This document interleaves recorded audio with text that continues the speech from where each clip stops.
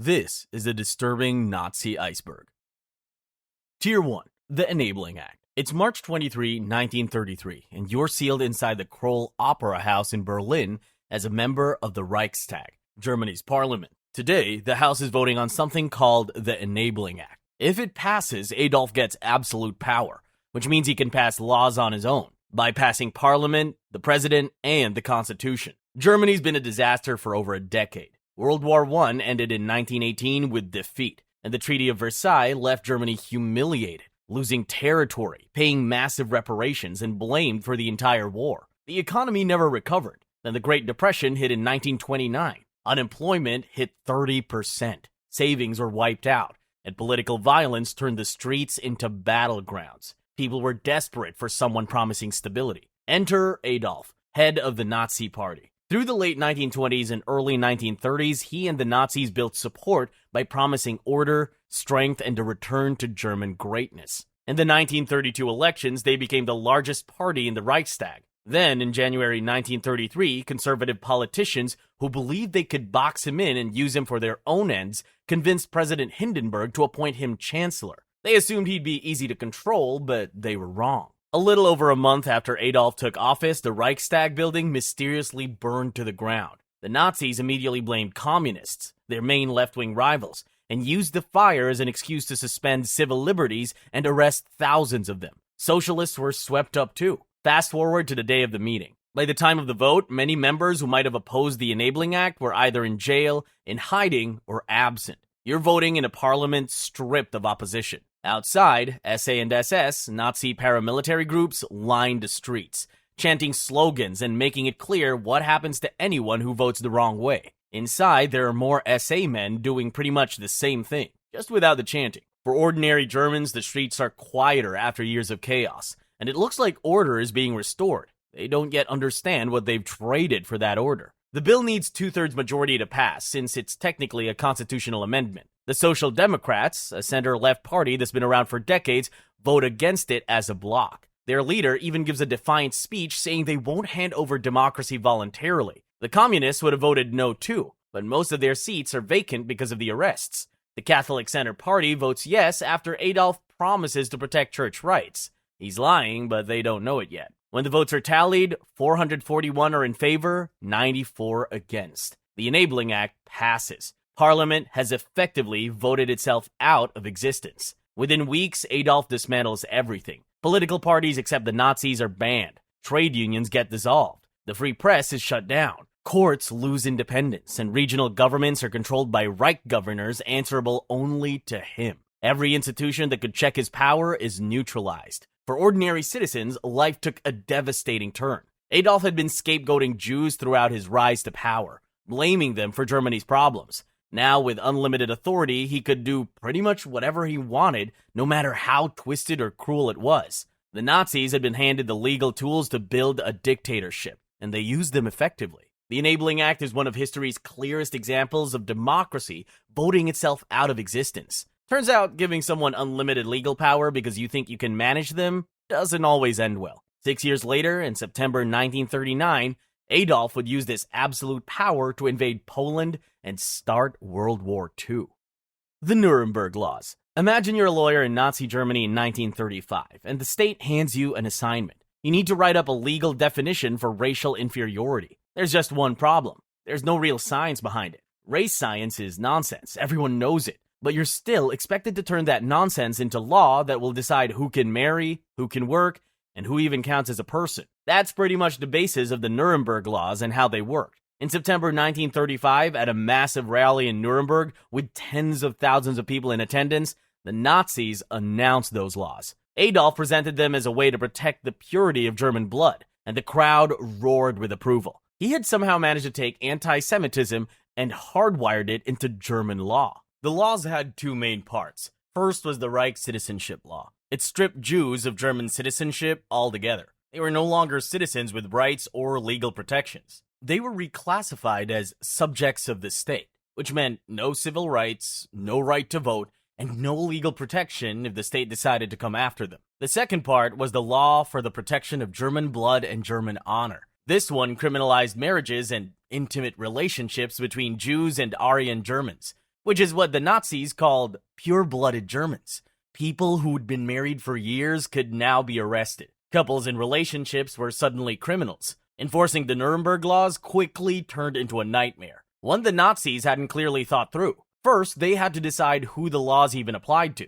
So the big question was, who exactly counted as Jewish? They needed a clear, enforceable definition that bureaucrats across Germany could apply consistently. So they settled on a grandparent-based scheme. 3 or 4 Jewish grandparents? You're Jewish. 2 Jewish grandparents? You're Mischling with different restrictions. 1 Jewish grandparent? You might be classified as German. If you'd been converted to Christianity or your family had, that could protect you, unless officials decided otherwise. This classification system kicked off absolute chaos.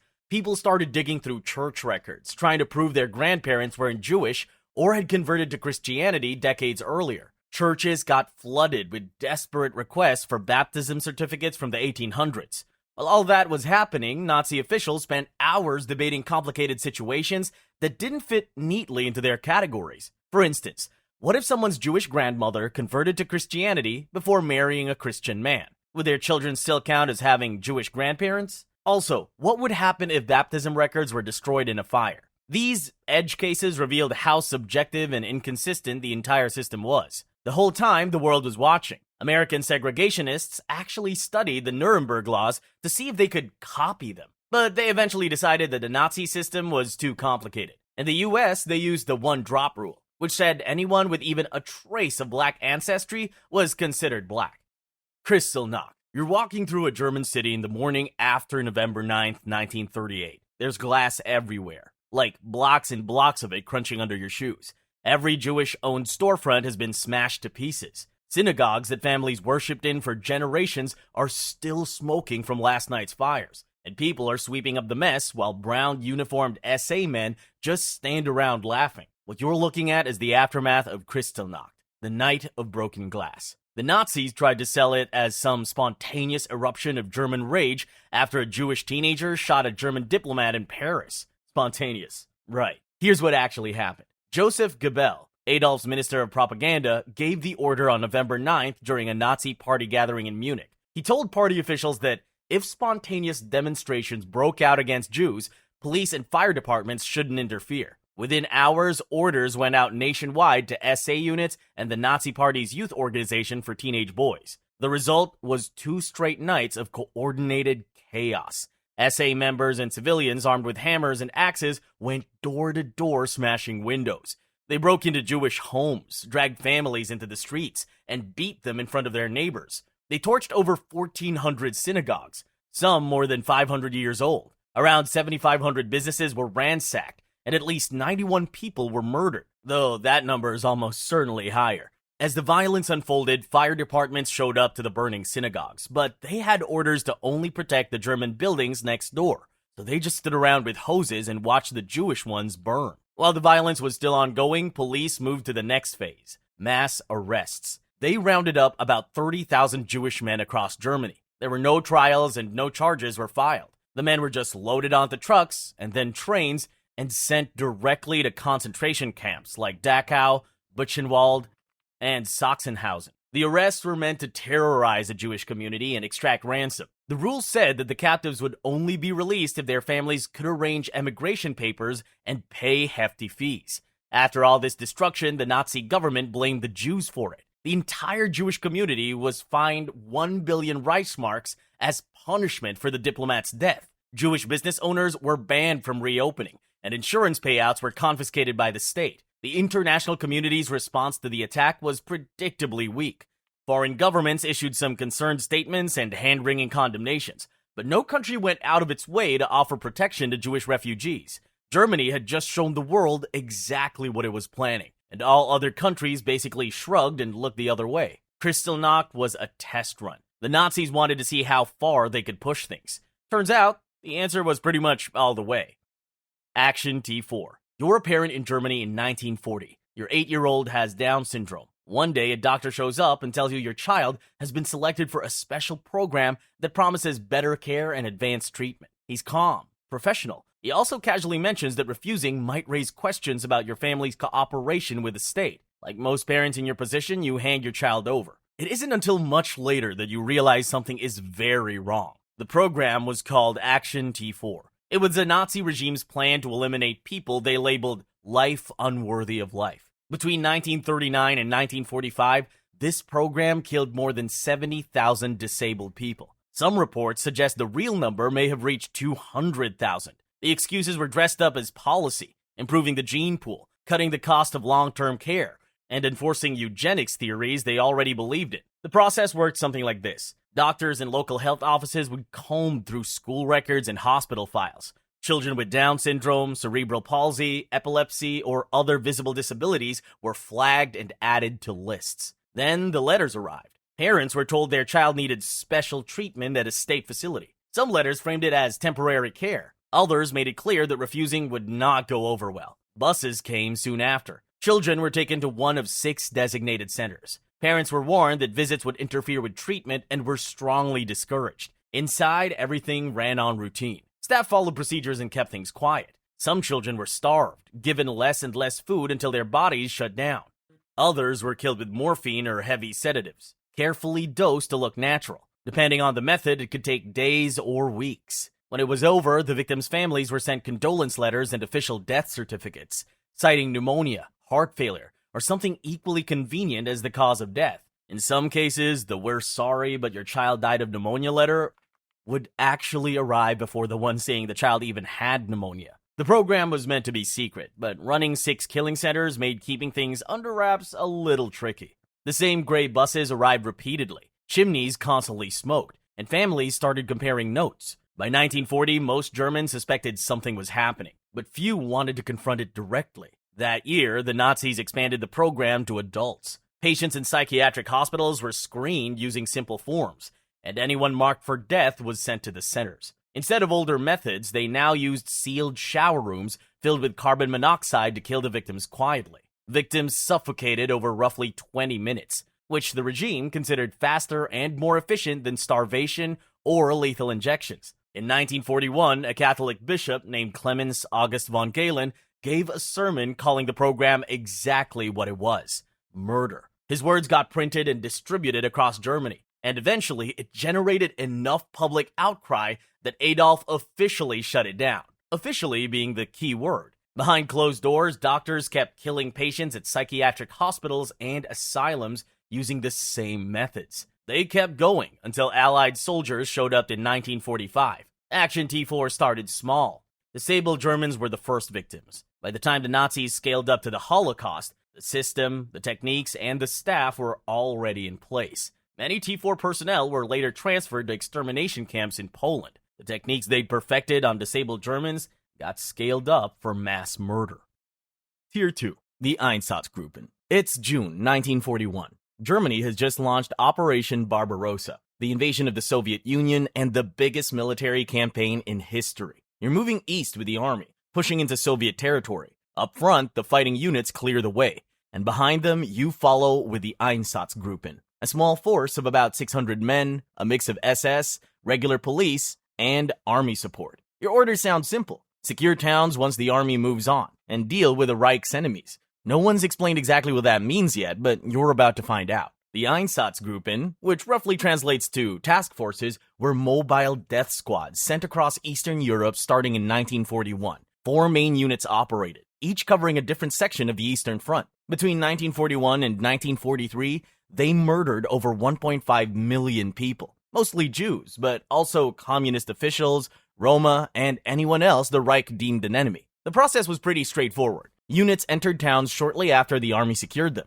They announced that all Jews had to report to a gathering point, sometimes under the pretense of a work assignment or relocation, sometimes with no explanation at all. While people moved toward the square, some members of the EINSATZGRUPPEN went door to door searching for anyone who did not show up. After gathering the victims, the unit members marched or trucked them outside town to a ravine, forest, or pre-dug pit. They forced them to hand over valuables, strip, and either stand at the edge of the pit or lie face down in rows. Shooters used rifles or machine guns at close range.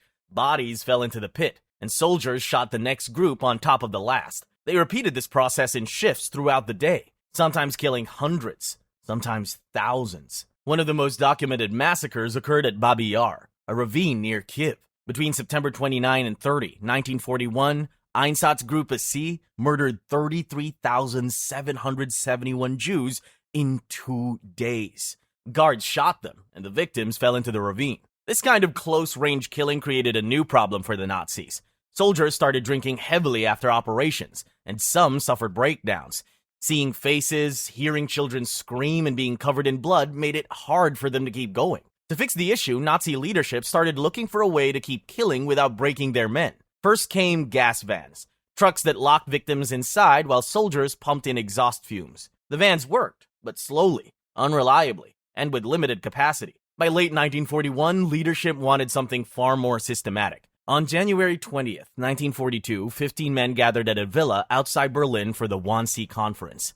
They discussed logistics, train schedules, capacity of existing killing centers, and where to build new ones. They also looked into the Nuremberg laws. The meeting lasted 90 minutes. Then they broke for lunch. They just spent an hour and a half planning the murder of 11 million people. And now they were eating sandwiches. The plans from that meeting paved the way for fixed gas chambers in specially designed extermination camps.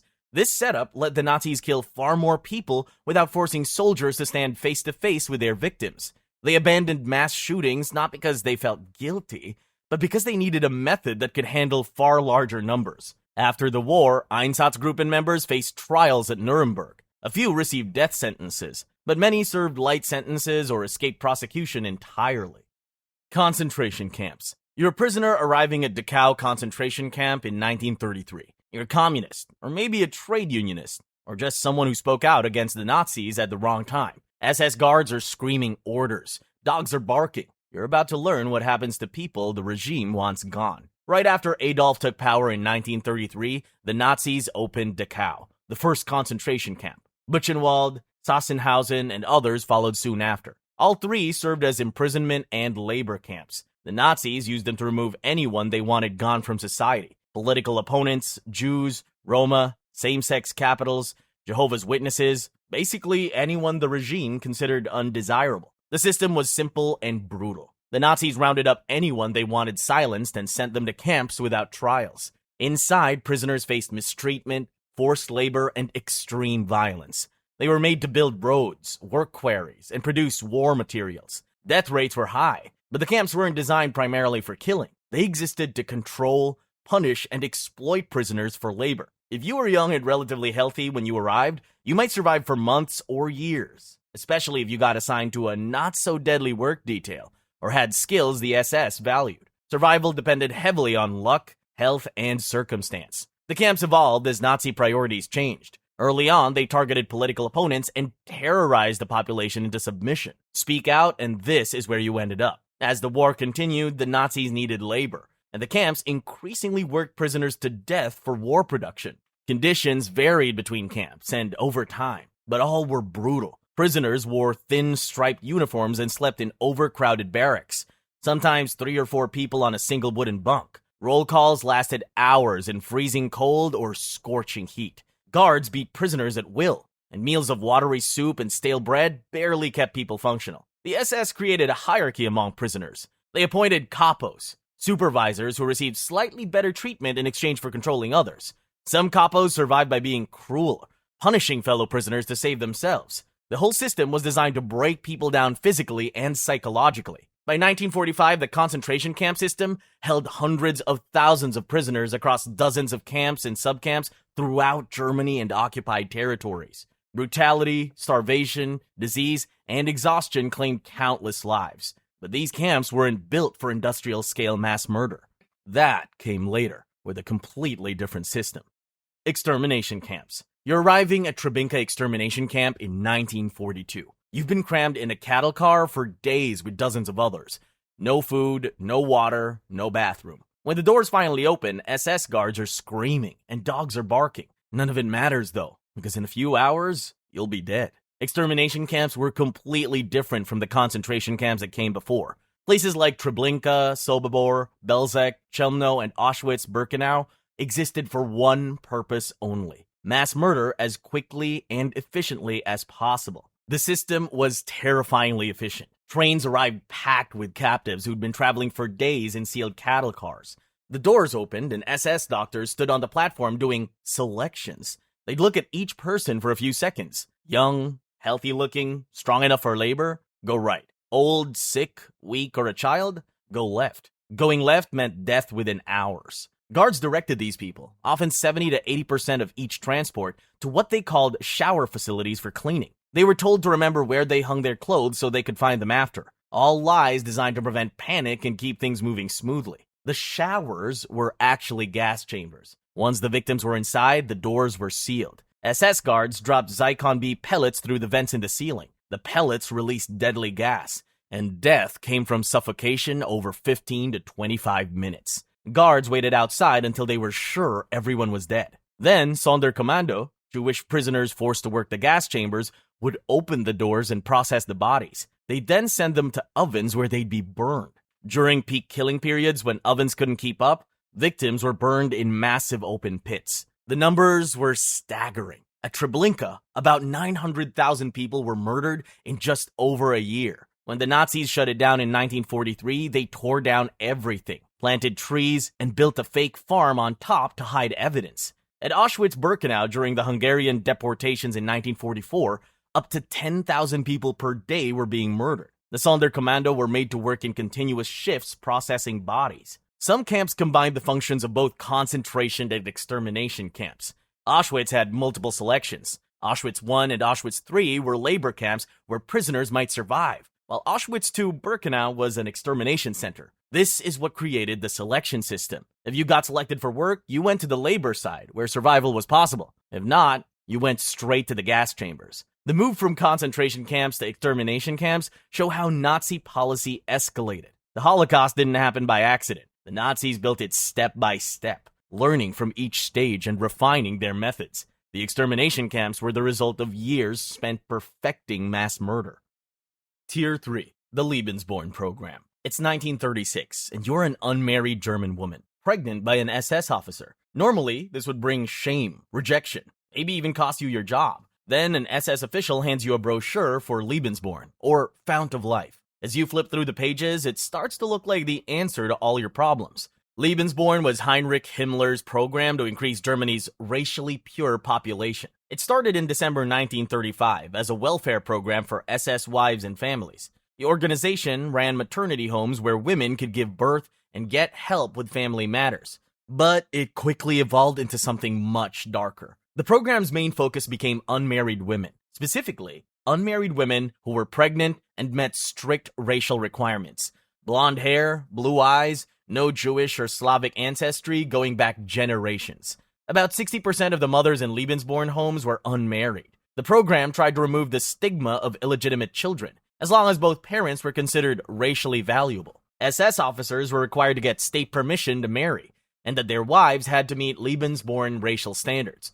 On top of that, Himmler also issued an order in 1936 that every SS man should father at least 4 children, whether in or out of wedlock. Many SS officers were already married with families, but they were encouraged to get other racially pure women pregnant anyway. Leaders of the League of German Girls, the female version of the Nazi Party's youth organization, were told to recruit young women with the right genetic traits as breeding partners for SS men. When these women got pregnant, Lebensborn took over. The program ran about 30 maternity homes across Germany, Austria, and later occupied countries like Norway, Belgium, and France. The homes were comfortable estates, often Jewish-owned properties that had been seized. When the babies were born, their birth certificates didn't list the father's names. The whole system was designed around secrecy. Mothers had options after giving birth. They could keep their children if they could prove they'd raised them according to Nazi ideology, or they could give the children up for adoption. If the mother chose the latter, Lebensborn would place the kids with families who met the strictest racial and ideological standards. SS families got first priority. When the war started, the program expanded into occupied territories. SS men were encouraged to father children with racially valuable local women, especially in Norway, where the population was considered properly Nordic. The program opened 9 Lebensborn homes in Norway, where about 8,000 and 12,000 children were born. By 1939, the Nazis decided helping women give birth to racially pure children wasn't enough to meet their goals. So the SS began identifying and kidnapping children in occupied territories like Poland, Ukraine, and Czechoslovakia who had Germanic features. Light hair, light eyes, the right bone structure. Sometimes they took orphans. Other times they just stole children from their parents, claiming they'd get better education or care. The kids were then sent to Lebensborn centers, given German names, taught Germans, and told their real parents were dead or had abandoned them. When they were ready, they were adopted by Nazi families. Estimates suggest between 20,000 to 200,000 children were kidnapped this way. Most never found their way back. After the war, the harm the Nazis caused under Lebensborn didn't end with their defeat. In Norway, children born to German soldiers and Norwegian mothers were labeled German Ho children, shunned and abused. Many were institutionalized, and some didn't discover the truth about their origins until decades later. The program may have ended, but its consequences lasted a lifetime. Nazi medical experiments. It's 1942 at Dachau. Guards pull you up from your barracks and tell you you've been selected for a medical experiment. A doctor in a white coat claims it's research for the Luftwaffe, the German Air Force, but he doesn't explain the real purpose. He doesn't warn you that most prisoners don't survive the conditions, or that those who do often suffer permanent brain damage. In 1939, Heinrich Himmler, head of the SS, gave doctors permission to run medical experiments on camp prisoners. The excuse was helping German military medicine and racial science. Doctors didn't need consent, and they didn't need ethics approval. Camp leaders had to provide prisoners whenever doctors requested them, giving researchers free rein to do whatever they wanted, no matter how brutal. Between 1939 and 1945, hundreds of experiments took place across the camp system. The Nazis called it medical research, but the experiments had almost no scientific value. The methods were cruel, poorly controlled, and the results were unreliable. But the doctors carried on anyway. Several camps ran these programs, including Dachau, Auschwitz, Ravensbrück, Buchenwald, Sachsenhausen, and Natzweiler-Strudhof. Different doctors ran different projects, supposedly for military or ideological purposes. Selection was simple. Camp doctors or SS officers walked through the barracks and picked prisoners. Sometimes they targeted specific types, twins, people with certain traits, particular ethnic groups. Other times, the picks were random. The experiments at Dachau fell into several categories, each more brutal than the last. Some prisoners were plunged into ice water to see how long a pilot might survive if shot down over the North Sea. Others were locked in pressure chambers that simulated deadly altitudes. Doctors infected people with malaria, typhus, and other diseases to test vaccines. They cut into bones, muscle, and nerves to experiment with transplants. Sterilization methods were tested on men and women, and chemical weapons like mustard gas were tried on living people to see the effects firsthand. After the war, a handful of doctors faced trial at Nuremberg in what became known as the Doctors' Trial. 7 were executed, 9 received prison sentences, and 7 were acquitted. The trial established the Nuremberg Code, a set of ethical rules for human experimentation that's still referenced today. It requires informed consent, says experiments must serve a greater good, and bans research likely to cause death or serious injury. Unfortunately, these punishments applied to only a small number of offenders. Many doctors escaped justice entirely. Some fled to South America, while others quietly returned to medical practice in Germany and Austria. A few even went on to build successful careers in research and academia. The Romani Genocide. You're part of a Romani family living in Germany in 1935. Your people have been in Europe for centuries, but you've always existed on the margins, traveling, doing seasonal work, and facing suspicion from settled populations. Then, one day, the Nazis announced the Nuremberg laws. You listen carefully to see if they apply to you. Turns out they do. You're classified as racially inferior, right alongside Jews, which means you're now officially an enemy of the state. This is how Porajmos, or the devouring in Romani, began. It was the systematic persecution and murder of Europe's Romani population by the Nazis. Between 1935 and 1945, the Nazis killed an estimated 250,000 to 500,000 Romani and Sinti, roughly half of Europe's entire Romani population. And despite numbers like that, most people have never even heard of it. The persecution started the same way it did for Jews, through laws. In 1935, the Nuremberg laws officially classified Roma as racially undesirable. In 1937, Himmler issued a decree for combating the Gypsy Plague, which ordered the arrest and detention of all of Roma. People rounded up affected families and sent them to concentration camps. where they were imprisoned alongside political prisoners and Jews. The regime also obsessed over racial classification, just like they did with Jews. They created categories: pure gypsies, part gypsies, and gypsy-like wanderers. Officials measured skulls, documented family trees, and conducted medical exams. Dr. Robert Ritter led the Racial Hygiene Research Unit, cataloging every Romani person in Germany and deciding who was valuable enough to be sterilized and who should be killed. Sterilization became official policy. Starting in 1933, doctors forcibly sterilized Roma under the law for the prevention of offspring with hereditary diseases. Thousands of Romani men and women were sterilized. Some were told it was a routine medical procedure. Others were just held down and forced. When the war started, the killing expanded. EINSATZGRUPPEN murdered Roma alongside Jews in occupied territories. In Serbia, German forces shot Roma in mass executions. In Croatia, the Ustaše, Croatian fascists allied with Germany, killed tens of thousands of Roma in their own camps. In occupied Soviet territories, entire Romani settlements were wiped out. At Auschwitz, the Nazis set up a section called the Gypsy Family Camp in February 1943. Unlike Jewish prisoners, who were often separated immediately for labor or death, entire Romani families were kept together in Birkenau. Around 23,000 Roma were sent there. Conditions were brutal, food was scarce, there was no medical care, and they were faced with typhus outbreaks. By 1944, most of the population had died from hunger and disease. On the night of August 2nd, 1944, the SS decided to liquidate the camp. About 4,300 Roma remained, mostly women, children, and elderly people too weak to work. Guards sent them to the gas chambers. Some fought back with makeshift weapons, but it made no difference. By morning, the Gypsy family camp was gone. The SS called it the Gypsy Night. After the war, Romani survivors faced a new challenge: invisibility. War crime trials barely acknowledged them as victims. Germany didn't officially recognize the Romani genocide until 1982, and many countries still haven't. Survivors struggled to receive reparations, and some were even told that they had been imprisoned as criminals rather than targeted for their race.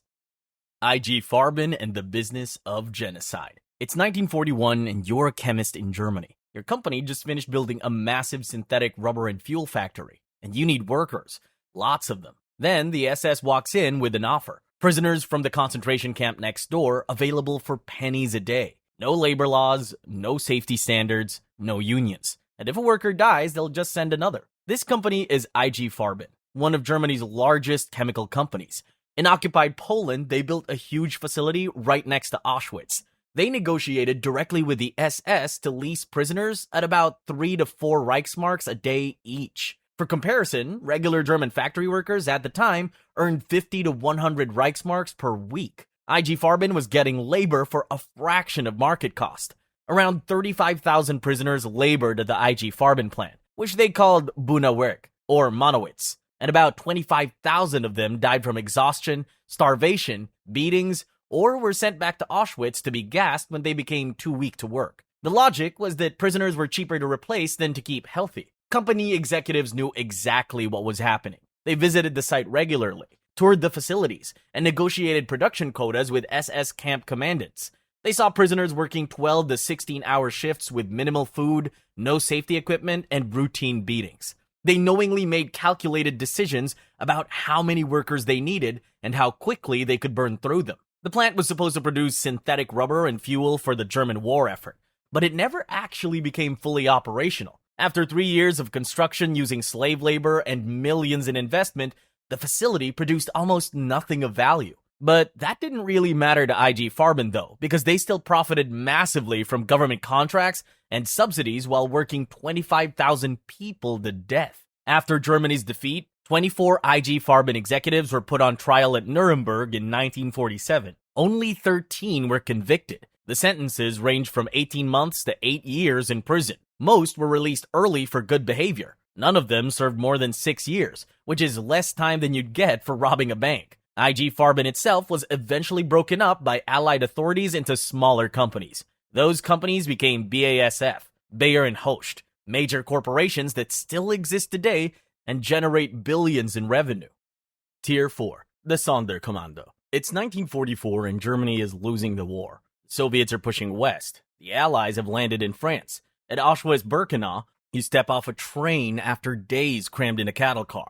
An SS doctor looks at you for 3 seconds and points right. Work, not death. For a moment, you think you might survive. Then they tell you what the work is. You're now part of the SONDERKOMMANDO, a special unit of Jewish prisoners in extermination camps who were forced to operate the gas chambers. The Nazis chose men who looked physically strong and gave them a choice that wasn't a choice at all. Do the work or die. Refusing meant immediate death. Agreeing meant guiding victims through their final moments and handling what was left behind, knowing that once you'd seen too much and served your purpose, you would be killed too. When transports arrived, they'd lead new arrivals to the shower facilities, which, as you know now, were actually gas chambers. They'd tell them to hang up their clothes neatly and remember where they left them, because they were going to shower. After the doors sealed and Zyklon B was dropped, they'd wait 20 to 30 minutes. Then they'd open the doors. Bodies would be piled near the exit, because as the gas rose, people would try to climb over each other to reach air or force their way out. The Sonderkommando would pull the bodies apart,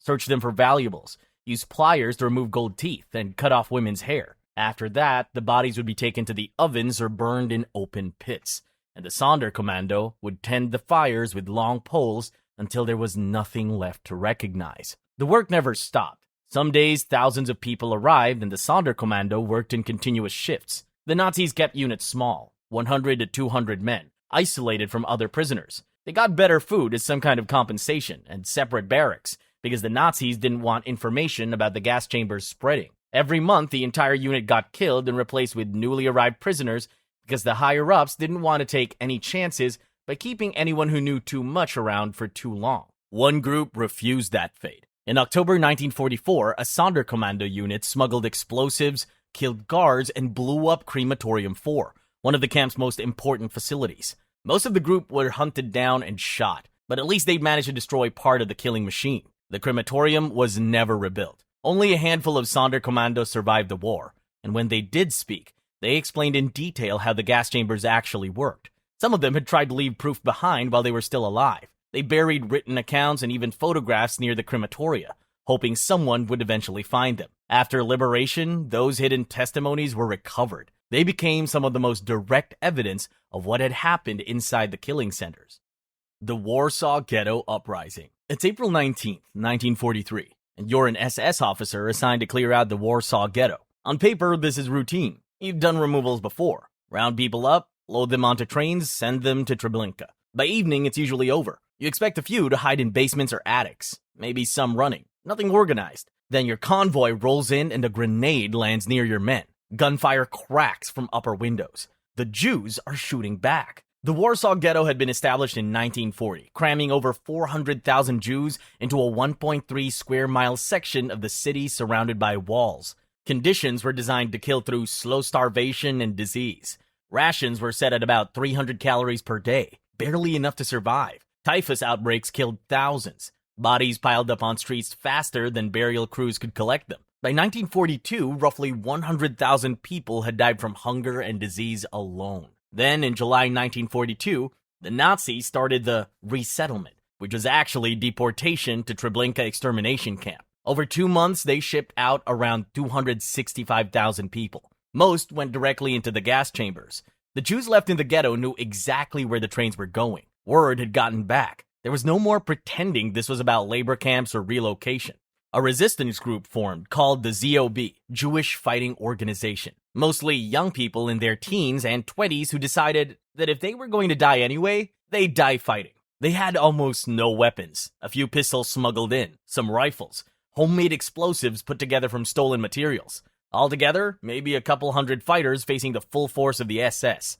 The odds were absurd. On April 19th, SS General Jürgen Stroop marched 2,000 troops into the Warsaw Ghetto to deport the remaining Jews. Expected little resistance, but the ZOB fighters were steady. They had ambush points set up, barricaded buildings and tunnels connecting different parts of the ghetto. As soon as the SS entered, they took casualties and had to retreat. For the first day, the fighters held the ghetto. Humiliated, Stroop brought in tanks, artillery, and flamethrowers. His approach shifted to systematic destruction. He burned the ghetto block by block, forcing the fighters to keep moving. The resistance used sewers and tunnels to strike from unexpected positions, then vanished before the SS could respond. In turn, the Nazis pumped poison gas into the sewers and blew up bunkers. The uprising lasted nearly a month. The fighters knew they couldn't win, but surrender meant certain death. When ammunition ran out, they threw bottles and bricks.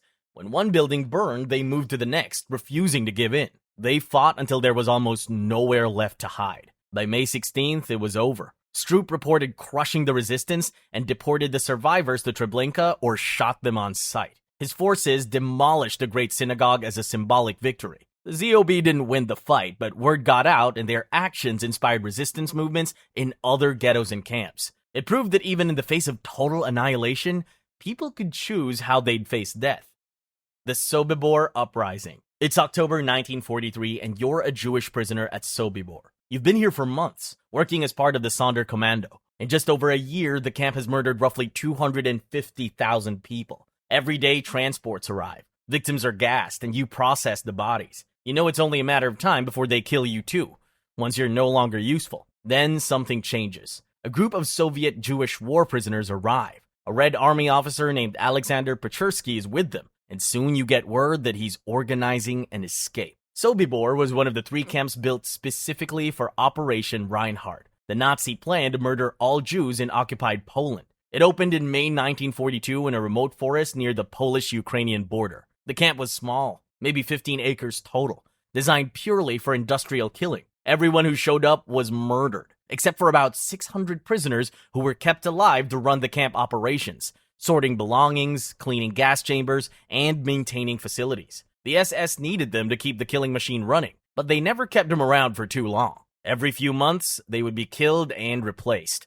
A constant cycle of forced labor and death. By fall 1943, the Nazis were losing the war. Soviet forces were advancing east. Sobibor had already killed most of the Jews in its region, and transports were slowing down. The prisoners knew the camp would eventually shut down, and when it did, the SS would kill everyone to hide evidence. If they were going to survive, they had to escape before that happened. Pechersky, the Red Army officer, organized a plan. On October 14th, 1943 at 4 p.m., the prisoners would quietly kill SS officers one by one, take their weapons, then break out. The goal was to get as many people out as possible before the Germans realized what was happening. The uprising started exactly on schedule. The prisoners lured SS officers into workshops under false pretenses.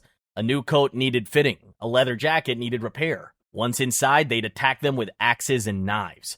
Within an hour, they'd managed to kill 11 SS guards and several Ukrainian auxiliaries, seize weapons, and cut phone lines. At 5 p.m., Pechersky gave the signal. Hundreds of prisoners rushed to the main gate. Guards in the watchtowers opened fire, but the prisoners kept moving. They ran through the minefields surrounding the camp. Some were killed. Others made it through. Chaos spread as guards shot at anyone fleeing, and some got caught in the barbed wire while others reached the forest. By the end of the day, roughly 300 prisoners had escaped. Most were hunted down over the following weeks by German forces and local Polish groups. About 50 of the escaped prisoners survived the war, hiding with partisan groups or relying on sympathetic locals. The uprising had immediate consequences. Himmler ordered Sobibor dismantled. By November 1943, the buildings were demolished. Trees were planted over the site, and evidence was destroyed. The Nazis wanted to erase the camp completely, but they couldn't erase the survivors. After the war, those who lived testified about what happened, providing crucial evidence that proved the camp existed and revealed the full extent of the Nazis' crimes.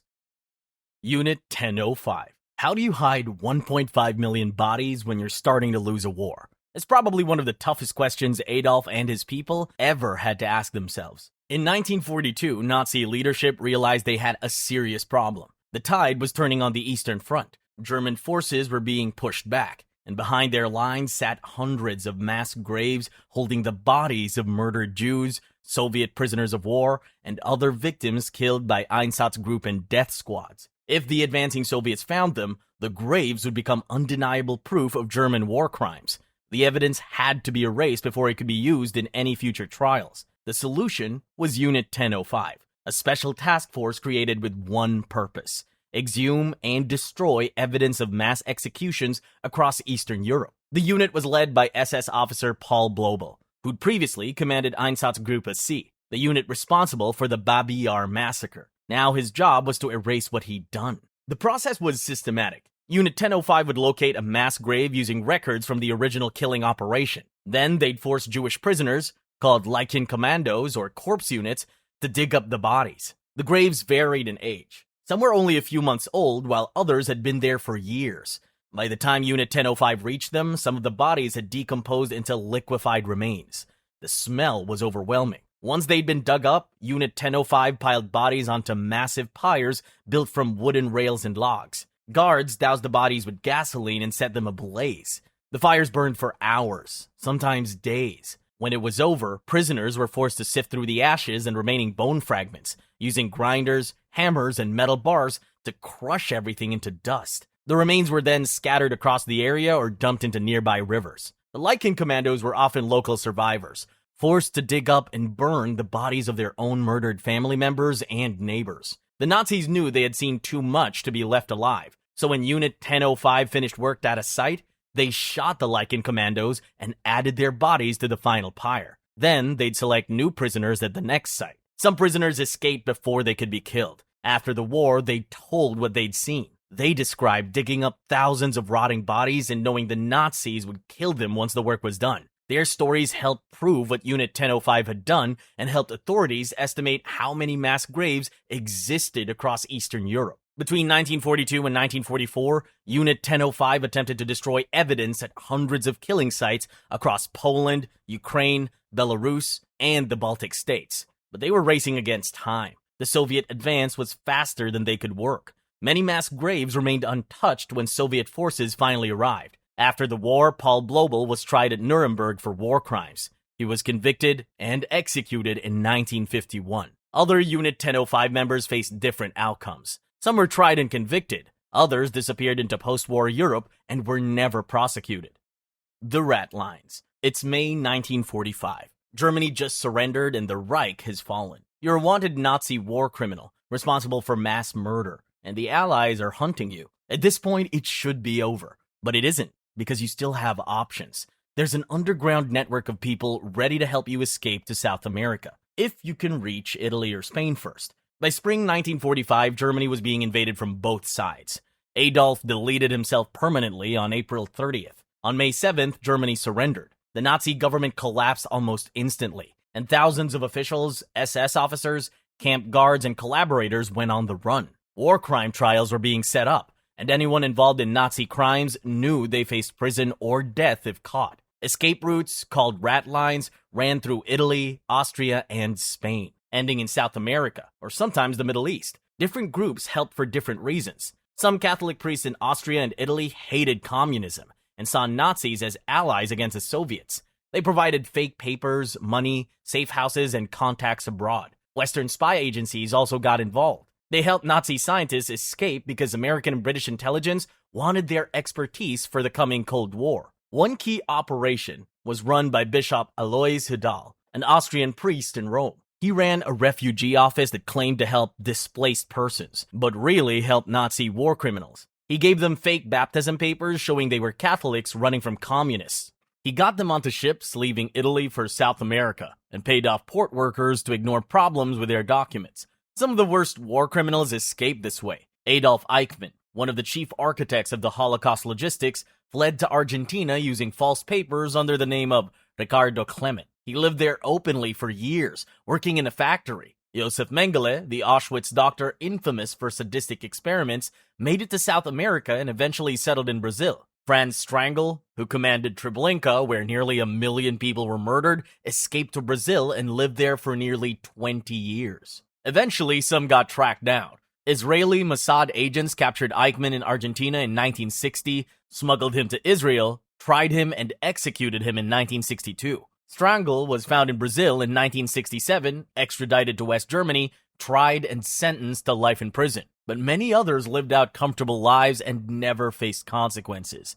Mengele drowned while swimming at a Brazilian beach in 1976 at age 67. His body was confirmed through DNA testing in 1985, years after his death.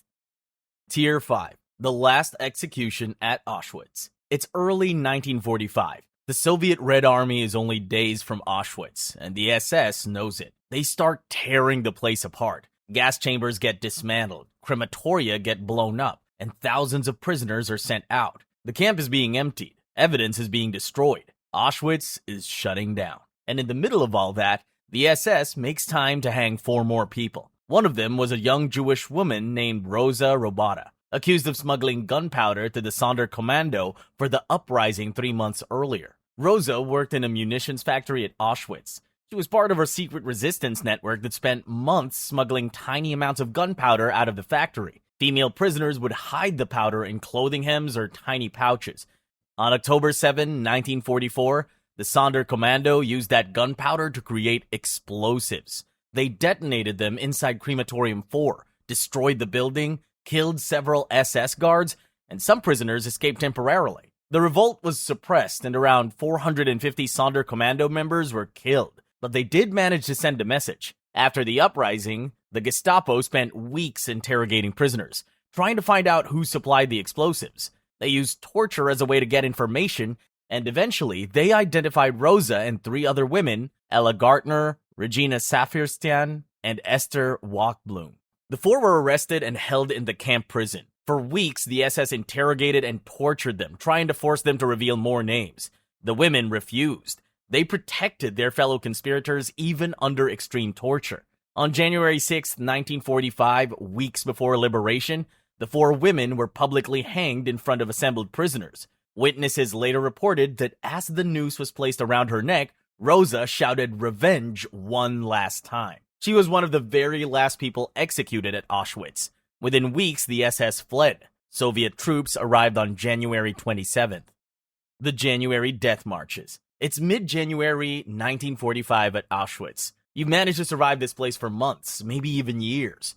Then on January 17th, you hear artillery in the distance. The Soviet army is closing in. The guards react fast. They shout orders and clear the camp. Prisoners are forced out and marched west toward Germany, but only a few of you will make it there. By late 1944, the Soviets were pushing through Poland. The Nazis had a choice. Let prisoners be liberated when the camps got overrun or evacuate them first. They chose evacuation. Starting January 17th, around 60,000 prisoners were marched out of Auschwitz alone. Tens of thousands more were forced from other camps across Poland. These forced evacuations became known as death marches. The conditions were designed to kill. Prisoners wore thin striped uniforms and wooden clogs that tore their feet. They walked through snow and freezing rain at temperatures far below zero, getting almost no food, maybe a scrap of bread every few days. At night, they slept wherever they could, in barns, abandoned buildings, or just on the ground in the snow. Hundreds died from the cold every night. SS guards walked alongside the columns with rifles and dogs.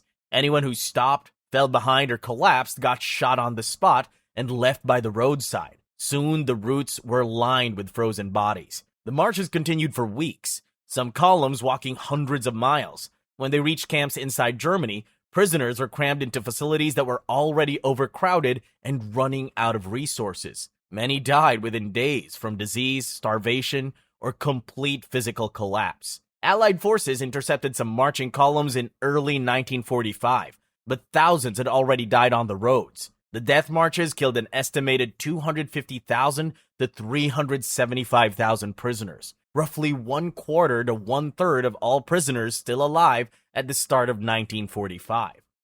The Derniers. It's April 1945. You've survived weeks in a concentration camp. Allied soldiers arrive and the guards flee, so you're free. Other prisoners celebrate, crying, hugging, shouting, but you can barely stand. You weigh just 65 pounds and your body is failing. You feel relief, but you don't know how long you'll survive to enjoy it. Tens of thousands of prisoners made it to liberation only to die within days or weeks. Starvation, disease, and abuse had left their bodies too damaged. These victims became known as the Derniers, the last ones. This was the harsh reality of liberation. When Allied forces reached the camps in 1945, they found thousands of prisoners barely alive. On April 15th, British troops reached Bergen-Belsen and found around 60,000 prisoners. The soldiers later described them as walking skeletons. Many weighed just 60 to 70 pounds, their bones visible under the skin. Open sores covered their bodies, and most were too weak to stand. The troops rushed in to help, but the situation quickly became a medical nightmare. Tens of thousands of prisoners had been starving for months, and their bodies were barely functioning. Even with care, about 13,000 people died in the weeks after liberation. The problem was that their systems could not handle food anymore. After prolonged starvation, eating again can shock the body instead of saving it, a condition doctors later called refeeding syndrome. At the time, the soldiers did not know this. They handed out normal army rations in generous portions, doing what seemed obvious. Some prisoners ate heavily after years of hunger, and their bodies simply could not cope. Organs failed, chemistry went haywire, and people died within hours or days, sometimes with food still sitting in their stomachs. Medical personnel eventually learned to introduce food extremely slowly, starting with tiny amounts of watered-down soup and gradually increasing over weeks. But for many, it was too late. If this video hit you, make sure to like, subscribe, and turn on notifications for more deep dives.